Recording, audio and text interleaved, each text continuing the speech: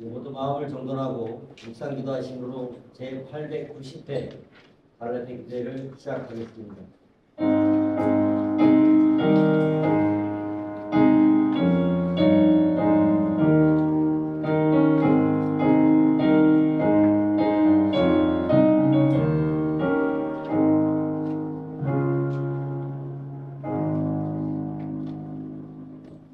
오늘 예배를 드리는 이 갈라디를 통하여 여호와 하나님 이름이 거룩히 여김 받으시고 성령의 임재를 경험하고 신령과 진정으로 드리는 예배되게 하옵소서. 거룩하신 예수 그리스도의 이름으로 기도드립니다. 아멘. 다 같이 사도신명으로 신앙 고백 드리겠습니다.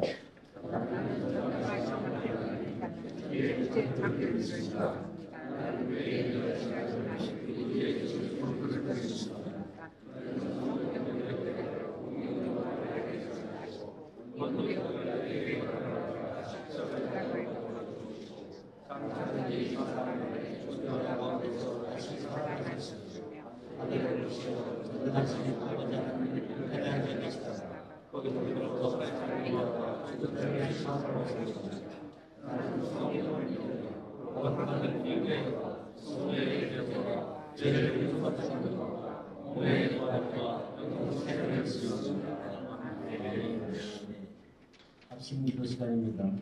다 같이 마음을 모아서 3, 4단 영과 함께 기도 요청 제목들 주보에 나온 4가지 기도 제목으로 약 4분간 통성으로 합심 기도 드리겠습니다.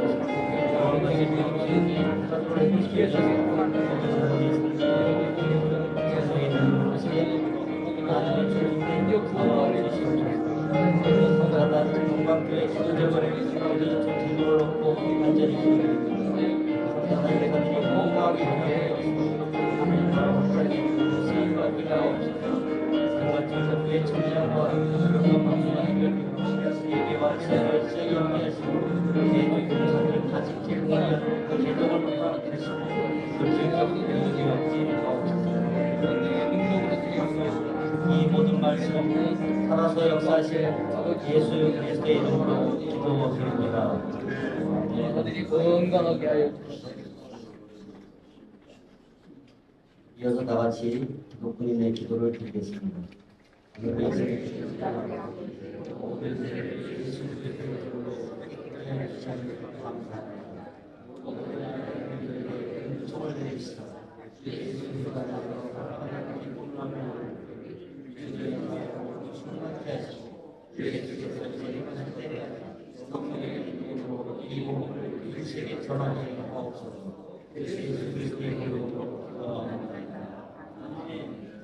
다음 찬송가 187장 빈들의 만들 같이 들으시겠습니다.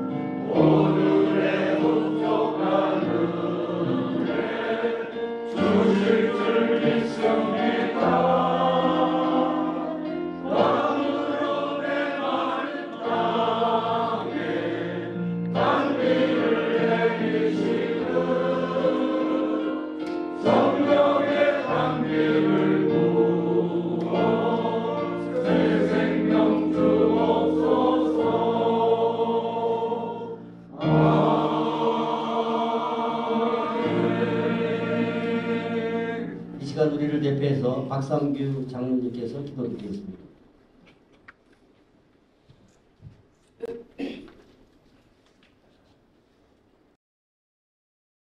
지금도 살아계셔서 온 인류의 역사를 주관하시는 하나님 아버지, 힘겨운 부활과 생명의 기운이 온누리에 충만한 가운데 저희들을 선택하여 하나님의 자녀 삼아주시고 말씀과 함께 기도하게 하심을 감사합니다.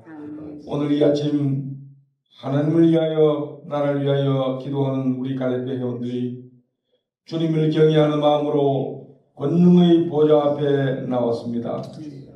우리들의 죄악과 허물을 십자가의 보혈로 씻어주시고 우리의 영혼의 기쁨과 감사가 넘치게 하여 주옵소서.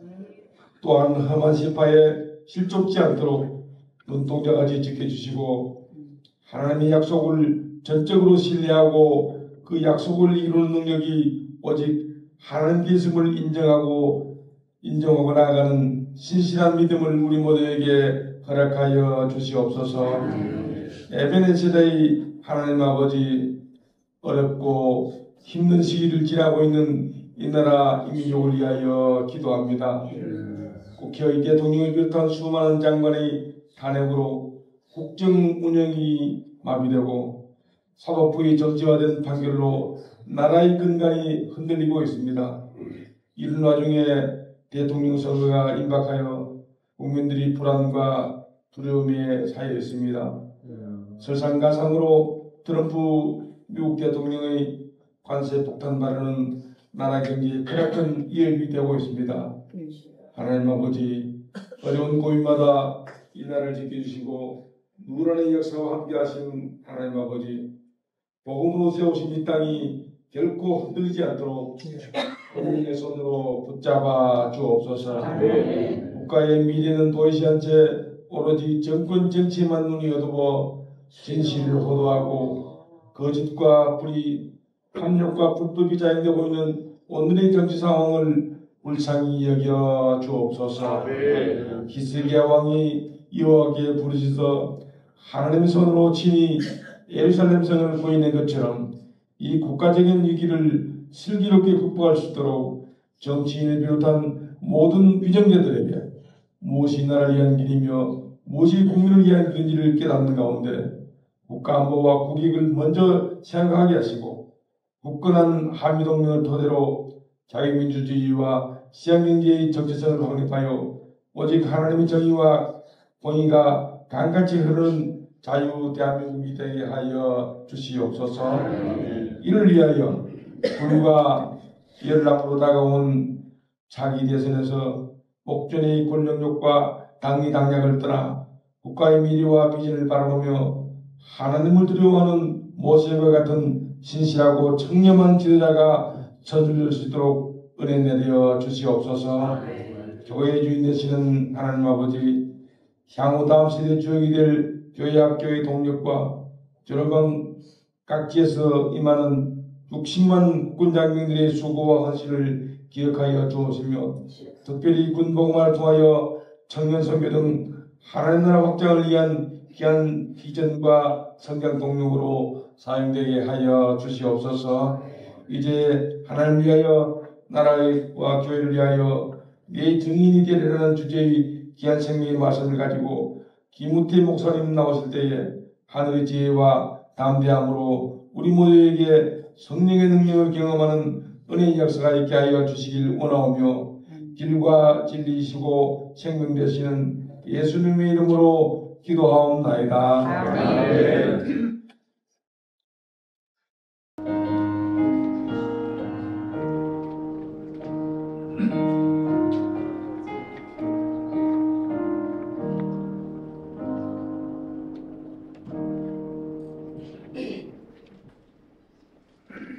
오늘 우리에게 주신 하나님 말씀은 사도행전 1장 4절로 11절입니다. 저와 여러분이 한 절씩 봉독하고 마지막 11절은 함께 봉독하겠습니다. 사도와 함께 모이사 그들에게 분바에 이르시되 예루살렘을 떠나지 말고 내게서 들은 바 아버지께서 약속하신 것을 기다리라.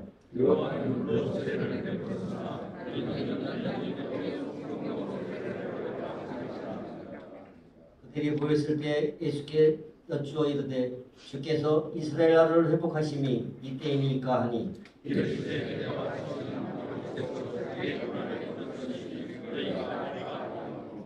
오직 성령이 너희에게 임하시면 너희가 권능을 받고 예루살렘과 온 유대와 사마리아와 땅끝까지 이르러 내 증인이 되리라 하시니라.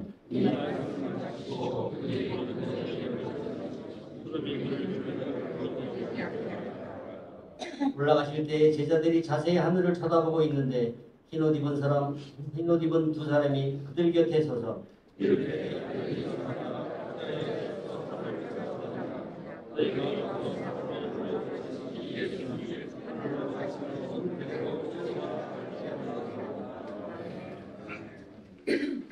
시간 여성 네 분께서 복 이중창으로 주 은혜 놀라와 특송해 주시겠습니다.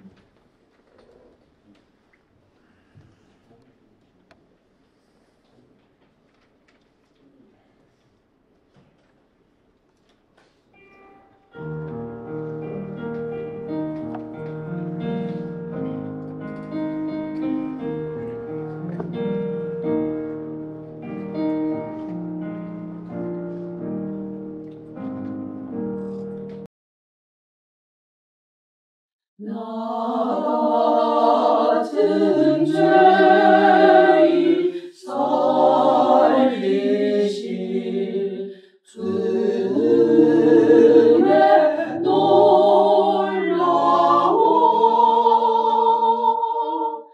위로던 생명 찾았고 방명을 얻었네. 어디서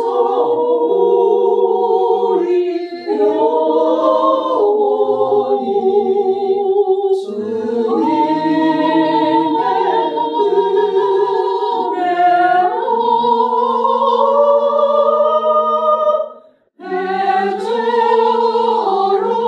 밝게 살면서 주 찬양하리라.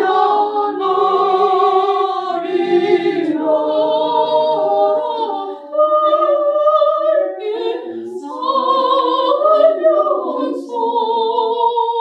주 찬양하리라.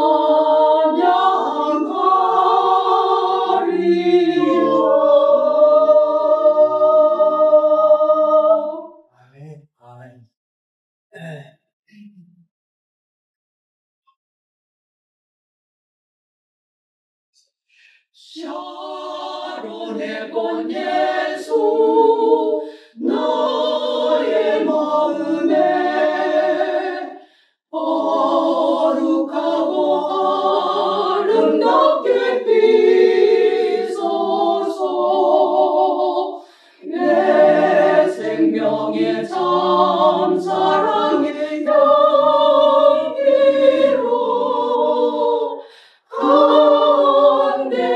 한데마다 공견하게 하소서.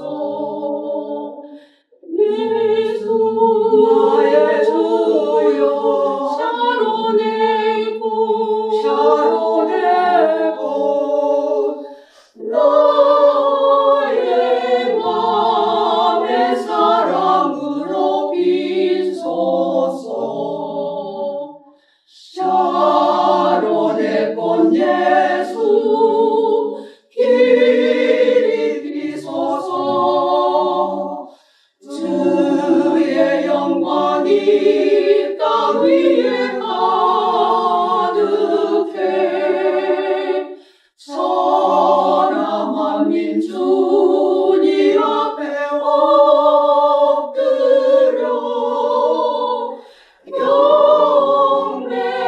경배하며 영광 돌릴 때까지. 예수 나의 주여 샤론의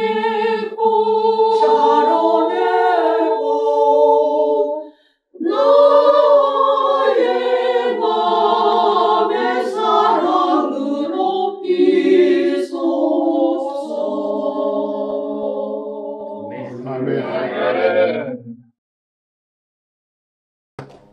이중창이 뭔지 제가 몰랐는데 여쭤보니까 한 파티에 2명씩 이중창 하는 게 이중창이라고 강남에 와서 처음 들어봤어요. 오늘 그 은혜롭고 아름다운 특성을 해주신 네 분께 다시 한번 큰 박수 부탁드립니다. 임재 목사님께서 내 증인이 되리라는 제목으로 말씀 전하실 때 큰 은혜 받으시기 바랍니다. 목사님 설교 후에 동원 기도와 축도해 주시고 이어서 2부 광고 및 신조가 있겠습니다.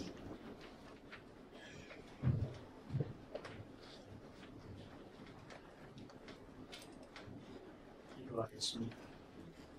내 속에 정한 마음을 창조하시고 내 안에 정직한 영을 새롭게 하소서. 나를 주 앞에서 쫓아내지 마시고 주의 성령이 내게서 거두지 마소서.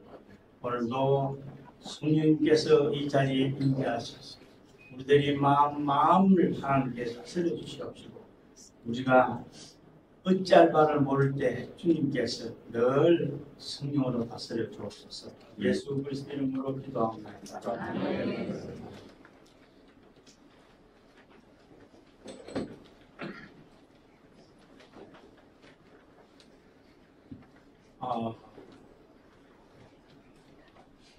열심히 그 전도를 하시는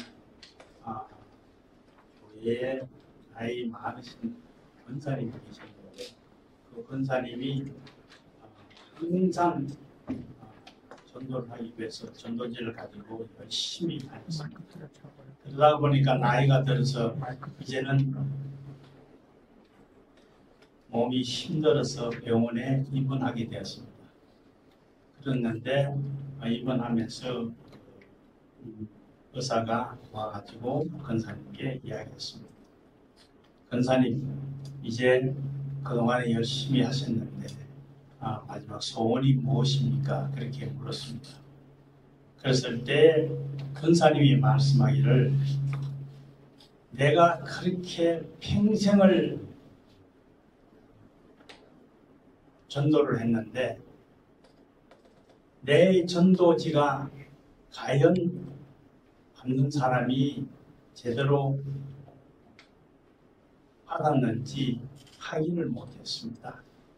그래서 나는 열심히 전도를 하고 열심히 주님을 증거하고 했는데 과연 그 결과를 보지 못했는데 내 마지막 인생 끝날 때에 그것을 보기를 원합니다. 이렇게 이야기했을 때 그 의사가 그렇습니다.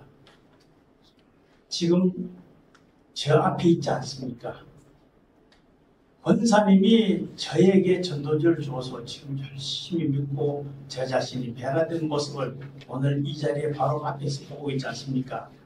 그럴 때에 권사님이 너무 기뻐가지고 자기가 지금까지 전도지를 돌릴 때 아무것도 효과를 보지 못하고 직접 보지 못했지만은 정말로 앞에서 의사가 직접적으로 그것을 권사님의 소원을 바로 보여주셨기 때문에 너무 기뻤답니다.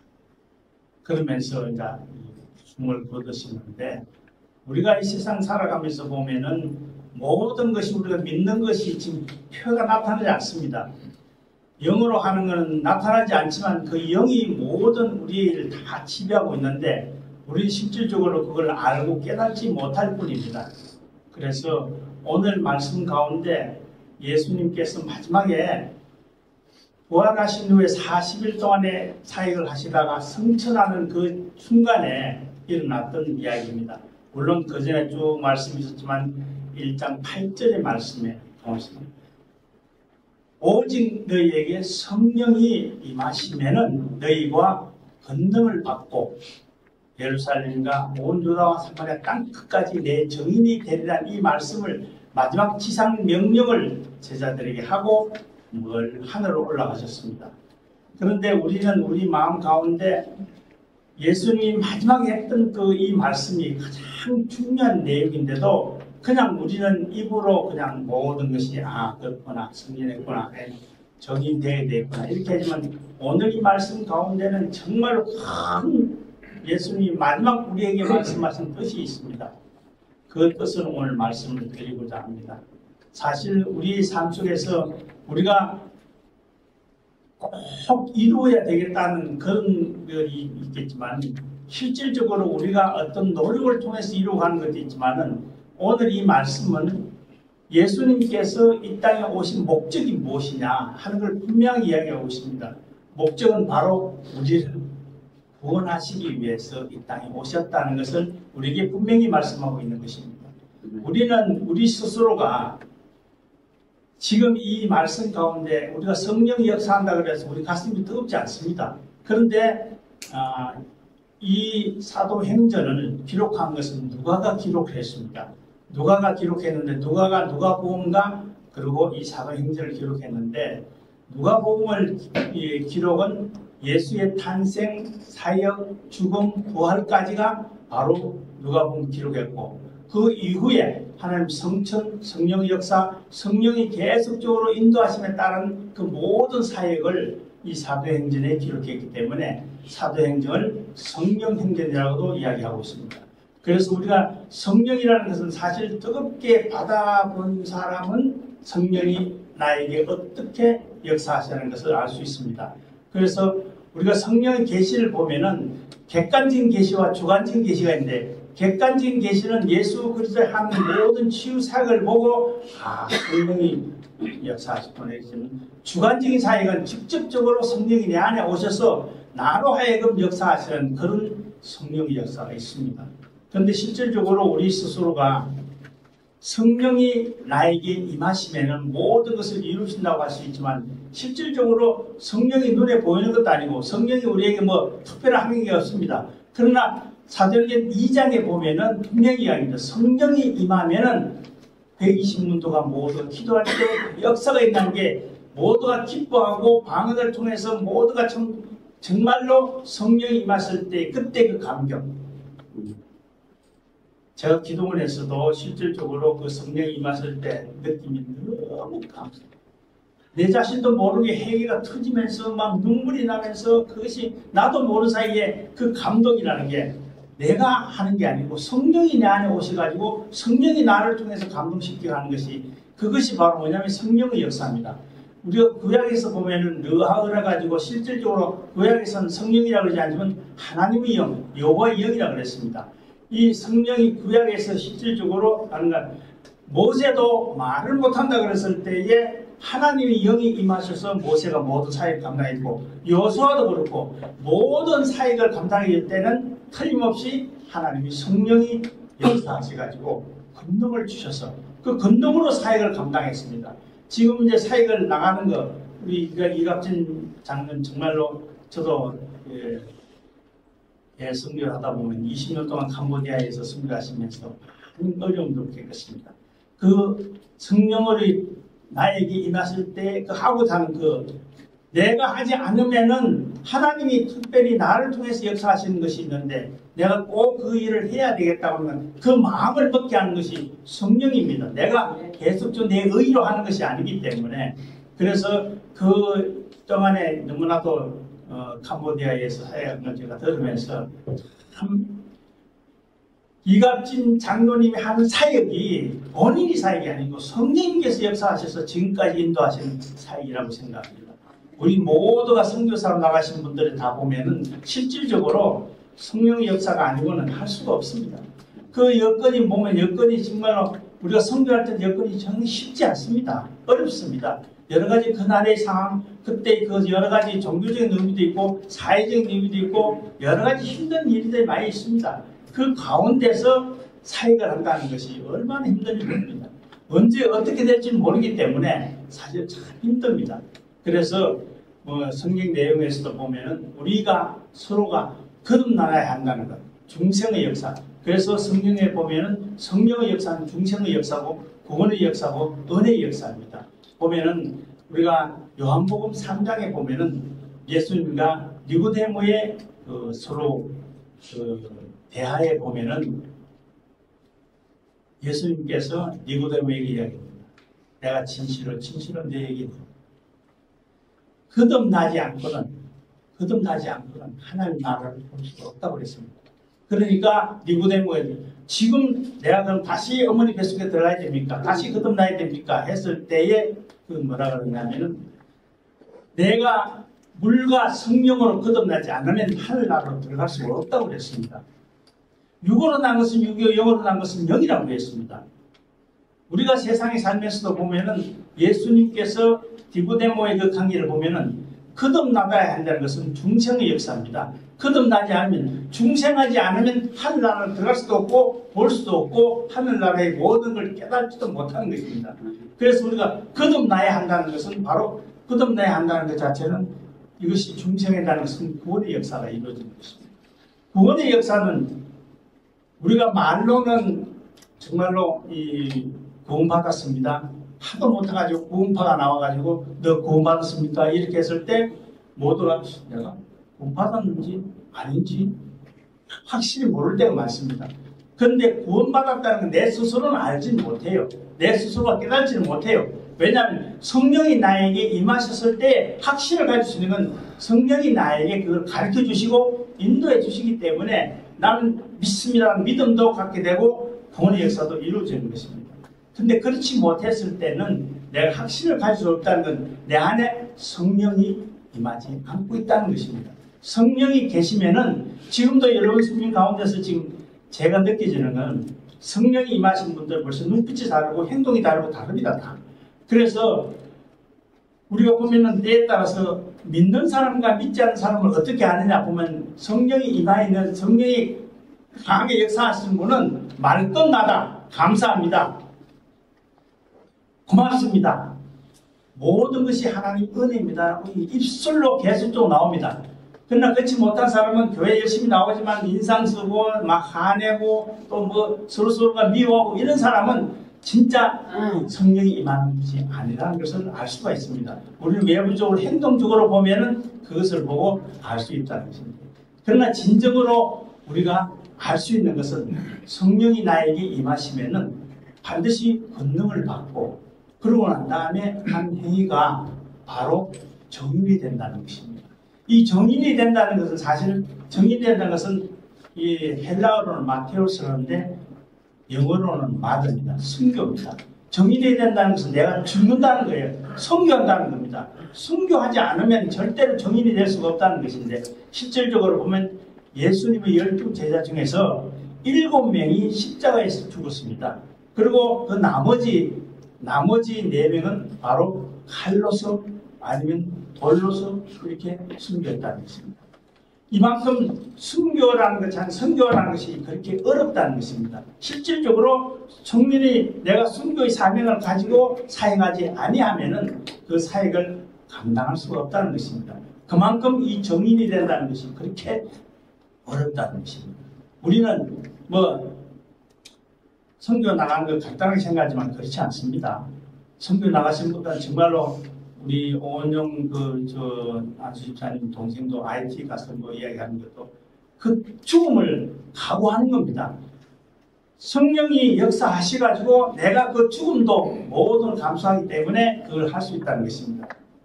우리가 영화에 보면 커바디스라는 영화를 보면 막 원행극장에서 막 거기서 불을 타가지고 막 그 죽으면서도 찬양하고 하지 않습니까?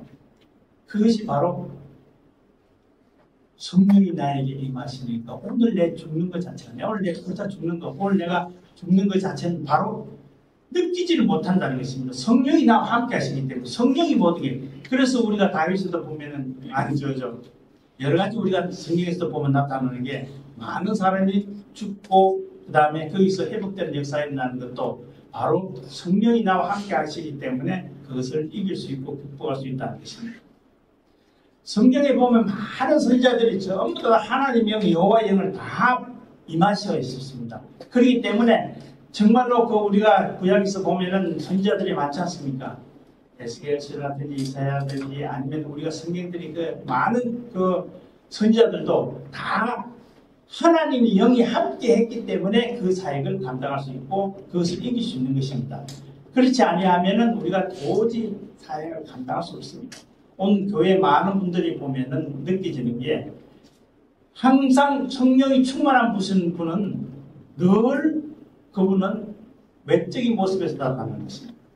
객관적인 계시를 통해서 예수님이 하셨지만 주관적인 계시에 내 안에 역사하시는 성령이 늘 드러납니다. 항상 함께 하시기 때문에 그분만 옆에 계시면 뭔가 모르게 뭐가 찬양이 나오는 거 있고 그분이 오면 뭔가 기분이 좋고 그분이 뭐 함께 하시면 뭔가는 모든 것이 다 이게 저분이 나의 정말로 멘토 같은 그런 느낌을 많이 들 것입니다.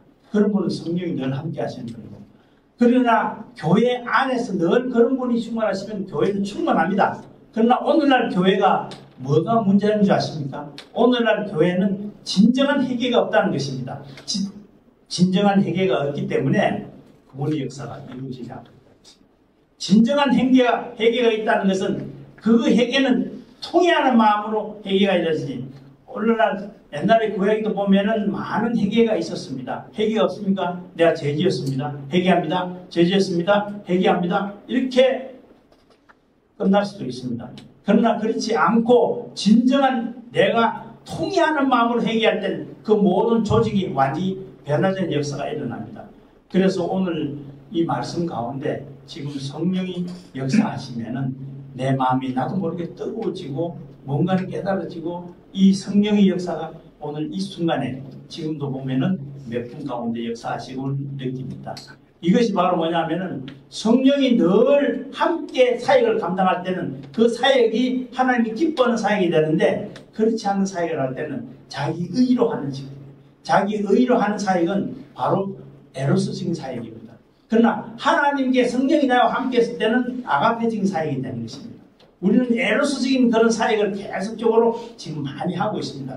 그러나 아가페적인 하나님이 내가 어떤 헌신에 노력해서 하나님이 기뻐하게 하시는 것이 아니고 하나님이 나에게 찾아오셔서 예수님께서 이 땅에 오신 것도 나를 구원하시기 위해서 오신 것이잖아요. 내가 하나님 올라가서 그것을 얻어내는 게 아니지 않습니까? 그러니까 우리 모든 것 행해지는 것 보면은 성령님께서 역사하시고 하나님께서 역사하실 때에 내에게 임하실 때에 역사가 일어나는 것입니다. 이것이 바로 우리가 믿음의 역사입니다. 은혜의 역사입니다. 은혜의 역사는 우리가 하고 싶어 하는 것이 아니고 은혜의 역사는 늘 항상 우리에게 은혜를 더하여 주실 때에 은혜의 역사가 일어나는 것입니다. 그런데 우리가 은혜의 역사가 일어나는 것보다도 실질적으로 우리가 이 성령이 나에게면 권능을 받는다는 것은 은사적인 역사입니다. 은사적인 역사는 권능을 가지고 우리가 나아갈 때 그 권능으로 권세와 능력으로 이루어가는 것이 많습니다. 실질적으로 구약에서만 역사하는 것이 아니고 신약에서도 많이 나타납니다. 바로 뭐냐면 선교지에 가면은 바로 손을 얹고 바로 회복되는 역사, 치유의 역사, 그리고 문제 해결의 역사가 일어나는 걸 직접적으로 체험해 보니까 바로 내가 하는 것이 아니고 성령이 내 안에 오셔서 그분이 권세로 드러나는 것이 현상이 바로 성령의 역사가 되는 것입니다. 그래서 우리는 보면은 성령의 역사는 중생의 역사, 구원의 역사, 은혜의 역사, 그리고 이 권능의 역사가 일어나야 그리고 성령의 역사하는 것입니다. 이것이 바로 우리는 지금 모든 이 교회에서 우리가 믿고 헌신하고 봉사하고 하는 것 자체가 권능을 받지 않고는 자기 일이 됩니다. 내가 아무리 헌금을 많이 하고 아무리 많이 해도 어느 교회에도 보면은 헌금을 많이 한 요새 유튜브에 다니는 거 보면은 어느 교회 목사가 설교도 잘하고 그리고 교인들도 엄청나게 많습니다. 근데 그 하는 설교 가운데 계속적으로 자기를 드러내는 설교를 많이 합니다. 그럴 때에 성령이 역사하십니까? 알게 모르게 성도들은 성령이 가득한 충만한 성도들은 압니다. 저 목사가 지금 어떤 소리를 하고 어떤 목사는 어떤 설교를 하는 걸 알고 있다는 것입니다. 그렇기 때문에 성령으로 충만한 분은 목사도 충만해야 되지만 성도도 충만할 때 그때의 은혜가 역사가 활적으로 일어난다는 것입니다. 바로 치유의 역사가 일어나야 되고 바로 그렇게 모든 문제가 해결된 역사가 일어나는 것입니다.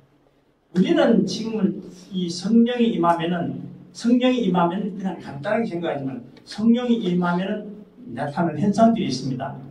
기쁨이 나타나고 모든 문제는 다 해결되고 모든 육신의 아픔도 고통도 치유되는 역사가 일어납니다. 그런데 그것을 실질적으로 내가 성령으로 충만한 분은 바로 나타나는데 그렇지 못하는 분은 제가 이게 설교하는 가운데서도 설마 성령이 저렇게 나타나는 역사가 일어날까 하고 이야기할 수도 있습니다. 그러나 분명한 것은 반드시 하나님은 지금 성령으로 여러분 가운데 역사하고 있다는 것입니다. 한 분 한 분 다 지금 역사하고 계세요. 나에게 왜 이런 문제가 있고 나의 문제는 해결되지 않는다고 생각할지 모르지만 그러나 먼저 우리가 문제를 구하기 전에 성령이 우리에게 임할 것을 구해야 했습니다. 그래서 우리가 정한 마음과 정직한 영을 가질 때 성령이 역사하는 것입니다. 그리고 우리가 예수 그리스도를 믿을 때 우리가 뭘 주냐면 성령을 저희에게 선물로 주겠다고 했습니다. 이것은 뭐냐면 40일 후에 그들이 제자들이 모여서 떠나가지 않고 마태의 마가의 기록방에서 모였을 때 열심히 기도했을 때 오순절이 역사가 나타납니다. 이 40일 동안에 예수 그리스도 승천한 후에 열흘 동안 있은 후에 50일 만에 오순절 성탄 펜타코스트라는 오순절 성령의 역사가 나타납니다. 이것을 보면은 우리가 기다려도 되지만 그 기다림을 뭐냐면 간절한 기도할 때 오순절 성령의 역사할 때 모든 것이 성령이 일어나는 것을 볼 수가 있습니다. 이것이 바로 오순절 역사. 오순절 교회 보면은 성령의 역사라 그러죠. 오순절 교회는 보면 막 뜨겁게 막 임하지 않습니까? 그렇게 한 행위가 아니고 오순절은 내가 그것을 정말로 기다리고 기도할 때 오순절의 역사가 일어나는 것입니다. 오순절 역사의 성령의 역사는 우리가 모든 분들에게 똑같이 나타나는 현상인데 특별히 오순절 교회만 나타나는 것이 아니고 모든 사람들이 정말로 진정으로 회개하고 통회하는 마음으로 간절히 기다릴 때 오늘 말씀이 뭐입니까? 예수님께서는 예루살렘을 떠나지 말고 기다리라 그랬지 않습니까?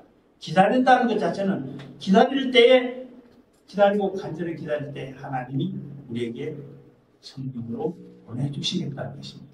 성령의 역사가 임해야 됩니다. 우리가 성령 하면은 사실은 어떤 데는 받아들이는 사람이 있지만 성령의 역사에 거부하는 분들도 있습니다. 에이 뭐 성령이 오늘날 어떤 데 뭐 성령의 역사가 실질적으로 성령의 역사는 나타나고 있습니다. 오늘 이 시간에도 지금 나타나고 있어요. 그 성령이 우리에게 임하셔서 그분이 권세를 가지고 있는 게 오늘 말씀이지 않습니까? 오직 너희가 성령이 임하시면 너희가 권능을 받고 그러고 난 다음에 모든 정인이 되리라는 거예요. 이 정인이라는 것은 뭐냐면 실질적으로 내가 죽어야 된다는 것입니다. 내가 살아가지고 성령을 받을 수 없는 거예요. 내가 죽고 그리고 예수님께서 오셔가지고 실제로 내가 성령을 받을지 내가 살아있을 때 성령이 임한다는 것입니다. 나는 밟고 내가 살아 내 지식으로 내 능력으로 내가 보니까 그런 건 아니다 하고 있을 때는 절대 일어나지 않는 것입니다. 그래서 정인이 되려고 하면 먼저 나를 죽여야 한다는 것입니다. 내가 죽어야 성령이 나에게 임하시고 권세와 능력이 임한다는 것입니다. 그런 거로서 우리는 모든 사역을 감당할 수 있는 것입니다. 우리가 권능이 임하면 우리가 죄를 이기고 세상을 이기고 그리고 또 우리가 모든 환난을 이기고 그리고 그 모든 것을 승리할 수가 있는 것입니다. 그렇지 않고는 절대로 승리할 수가 없습니다. 우리가 가진 믿음은 말하는 듯이 세상에 보지 못한 증거라 그러지 않습니까? 믿음이라는 그 자체는 사실 성령이 나에게 오면은 자동적으로 믿으라 하지 않아도 믿어지는 것입니다. 성령이 나에게 그걸 믿으라 그러는데 안 믿을 수는 없습니다. 내가 내 의로 믿는 것이 아니고 성령이 나에게 오시면 저것을 도리 금이라 그래도 믿어지고 모든 것이 사람이 아프고 곤욕을 당하고 있는 것 그 사람도 내가 치유해 줄 것이라고 할 때에 믿어지는 겁니다. 그럴 때 손을 얹으면 치유되는 거예요. 이것이 바로 성령의 힘이고 성령의 능력이고 성령의 권세입니다. 그런데 우리는 실질적으로 우리 스스로가 성령을 가볍게 생각한다는 게 문제예요. 성령은 절대로 감정입니다. 성령은 제3의 하나님이십니다. 말씀이 육신이 되어 너희 가운데 거하시는 것이 바로 하나님이 우리 가운데 거하는 성령이 임한다는 것은 하나님이 우리 가운데 임하시는 것입니다. 그분이 행하시는데 그분이 뭔 거침이 있겠습니까? 창조된 모든 것이 다 그분이 임하시는데 그래서 우리는 그분이 하는 모든 일들 우리가 성령이 임하도록 늘 깨어서 기도하고 그리고 통회하는 마음으로 기다릴 때 성령이 임하는 줄 믿습니다. 아멘. 그래서 하나님이 세상을 이처럼 사랑하도록 생자를 주시니 그를 믿는 데마다 정말로 멸망하지 않고 영생을 얻게 하는 것이 바로 하나님은 그 아들을 보내신 것은 세상을 심판하려심이 아니고 그런 말로 세상을 구원받게 하신다고 이 땅에 오신 것입니다. 이것이 바로 성령이 예수님께서 이 땅에 오신 것도 바로 우리를 구원하시기 위해서 오신 그분이 가시고 성령을 보내주겠다고 하는데 성령이 오시는 것도 우리를 구원하시기 위해서 오신 것입니다.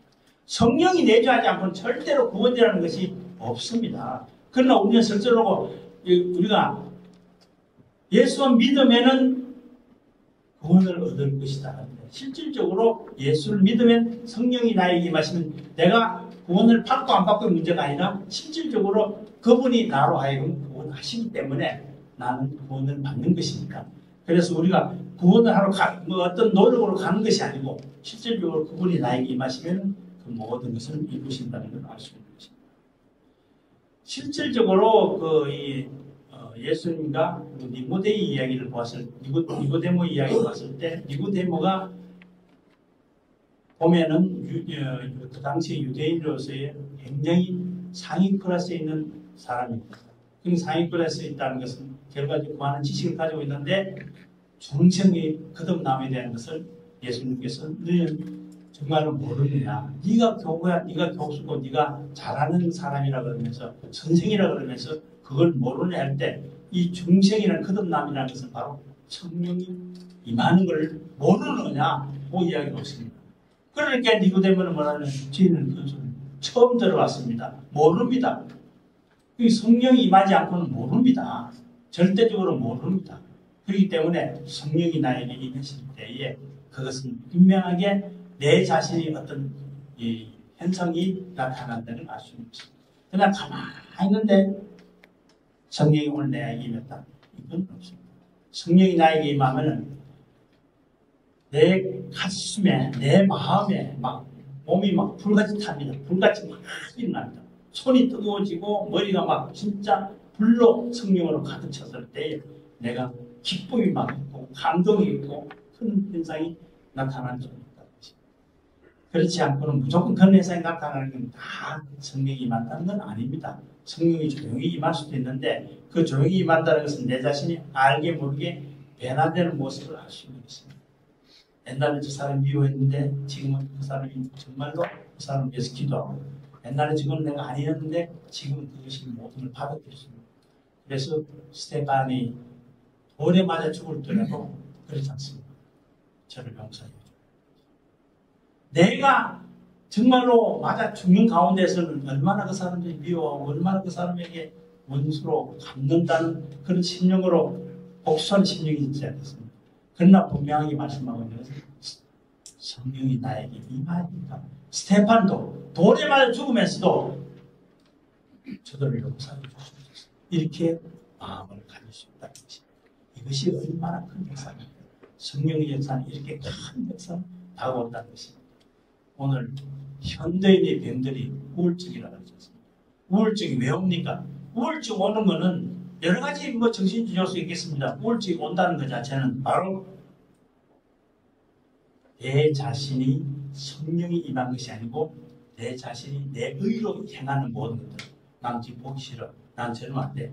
나도 모르게 자꾸 자기 자신이 나라는 걸 자꾸 의식할 때 우울증이 옵니다.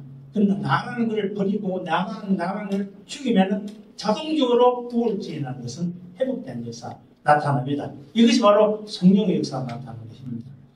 마지막 결론을 보겠습니다. 우리가 본네프 목사님이 이야기하는 사람, 본네프 목사님은 잘 아시겠죠. 믿는 자와 믿지 않는 자의 차이를 얘기하면서 그는 감옥에서 많은 것을 근데 유대인들이 죽으면서 많은 것을 봤습니다.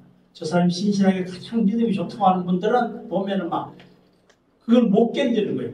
내 자기 죽음이 돼서 못 견디는 거. 어떤 사람은 저렇게 하나도 믿음이 없는 것 같이 보이는데 그 죽음을 받아들이면서 그 모든 걸 이길 수 있는 힘을 가지고 있는 걸 보면서 성령의 역사는 반드시 나타나는 현상들을 볼 수 있다고 오늘 목사는 이야기합니다. 그러면서 늘 항상 성령을 구하라. 성령이 너에게 임하실 때 너희는 모든 죽음도 이길 수 있고 세상을 이길 수 있고 다 이길 수 있다라고 이야기하고 있는 것입니다. 그래서 우리는 이 마태복음 16장에 있어서 예수님께서는 너희는 나를 누구라고 하시냐? 누구라 할 때 베드로는 살아계신 하나님 아들이라고 할 때 바로 그것을 이야기하는 것이 누구냐? 하나님이다. 성령이다. 베드로도 실질적으로 그들의 제자들이 성령이 임하기 전까지는 다 고기잡으러 간다, 고향을 간다 다 갔습니다. 그러나 성령이 임하고 나서는 자기가 실질적으로 베드로가 있었어요. 베드로가 로마에 선교를 갔을 때 로마의 선교에서 보여서 야 이게 정말로 죽음을 의식할 때는 로마에서 빠져나와서 돌아갔을 때 예수님께서 베드로를 보고 네가 떠난데 그곳으로 간다. 그럴 때 다시 베드로가 들어가서 예수님은 십자가를 죽었지만 나는 그 십자가를 거꾸로 해서 죽을 거다 라고 이야기한 것 같이 우리들의 삶이 성령이 임하면 알게 모르게 모든 것이 변화의 역사가 있는 거예요. 오늘 우리나라가 이렇게 어려운 현실이 있지만 그러나 반드시 하나님은 이 나라를 올바른 길로 인도하실 줄 믿습니다. 그러므로 해서 우리나라가 지금 이제 전망하고 어렵고 혼돈된 시기에 살고 있지만 그러나 반드시 하나님이 이 나라를 버리지 않는 한 하나님을 믿는 우리 모두가 다 성령으로 충만하면 그 모든 것이 이루어진다는 것을 분명히 깨닫게 될 것입니다. 그래서 성령을 받으면 너희가 권능을 받고 내 정인이 되다만 귀한 말씀 가운데 성령 받고 충만을 받고 권능을 받아서 나를 이기고 세상을 이기고 사망을 이기고 승리하는 여러분 되시기를 간절히 축원합니다.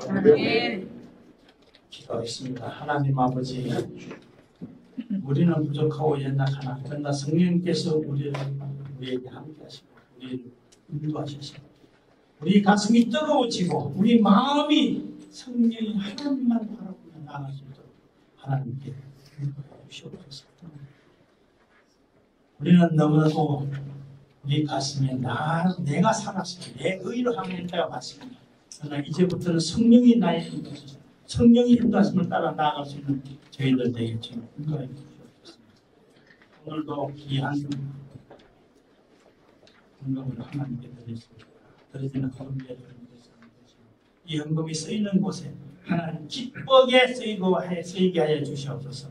지금은 우리 주 예수 그리스도의 크신 은혜와 하나님 아버지의 극진한 사랑과 성령님이 감동 교통하십니다. 오늘 하나님께 간절한 마음으로 예배드리는 하나님 백성들 머리에 이 교회 위에 지금으로부터 영원토록 함께 하시기를 간절히 축원하옵나이다. 아멘.